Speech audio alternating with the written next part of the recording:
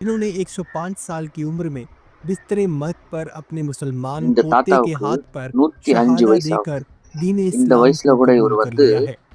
ஈமானை கபூல் أشهد செய்றார்.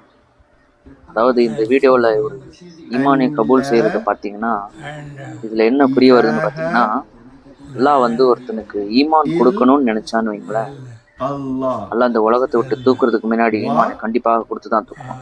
وأشهد அல்லாஹ் ஒருத்தனுக்கு ஹிதாயத்தை கொடுக்கணும்னு நினைச்சான்னு வைங்களேன், أن கண்டிப்பாக அல்லாஹ் ஹிதாயத்தை கொடுக்கணும்னு நினைச்சா கொடுத்துதான் தீரும். محمد அதனால நம்ம கூட எப்பவுமே சரி, الرسول ஹிதாயத்தை அல்லாஹ் கிட்ட கேட்கறதுக்காக முயற்சி رسول நம்ம ஈமான் வாழாக இருந்து கூட இன்னைக்கு என்ன ஆயிடுச்சுன்னா, நம்மளுக்கு ஈமான் படி आजकल நடக்கிறதுக்கு ஒரு ஆர்வம் கிடையாது.